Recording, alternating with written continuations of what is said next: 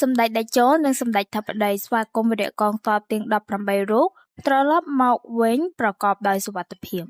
សម្ដេចតេជោហ៊ុនសែនប្រធានព្រឹទ្ធសភានិងសម្ដេចធិបតីហ៊ុនម៉ាណែតនាយករដ្ឋមន្ត្រីបានផ្ញើសារសម្ដែងការស្វាគមន៍ការវិលត្រឡប់មកវិញរបស់វីរៈកងទ័ពកម្ពុជាទាំង18រូបនៅព្រឹកថ្ងៃពុធទី31ខែធ្នូនេះតាមច្រកព្រំដែន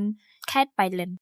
ទាំងបណ្ដាញសង្គមសម្ដេចតេជោនិងសម្ដេចធិបតីបានបង្ហោះសារនៃការស្វាគមន៍ខ្លឹមសារដូចគ្នាបែបនេះថាសូមស្វាគមន៍យុវជនទាំង18រូបដែលបាននិវត្តន៍មកកាន់មាតុភូមិវិញប្រកបដោយសុវត្ថិភាពបើតាមក្រសួងការពារជាតិកម្ពុជាសង្ឃឹមយ៉ាងមុតមាំថាការដោះលែងយោធិនទាំង18រូបនេះនឹងចូលរួមចំណែកយ៉ាងសំខាន់ក្នុងការកសាងការជឿជាក់និងជំនឿទុកចិត្តព្រមទាំងបង្កើតបរិយាកាសអំណោយផលដល់ការលើកកម្ពស់សន្តិភាពស្ថិរភាពកិច្ចសហប្រតិបត្តិការអភិវឌ្ឍនិងការវិលត្រឡប់ទៅរកប្រក្រតីភាពនៃទំនាក់ទំនងឡើងវិញដើម្បីជាប្រយោជន៍ដល់ប្រទេសនិងជាប្រជាជនទាំងពីរនាពេលឆាប់ៗខាងមុខ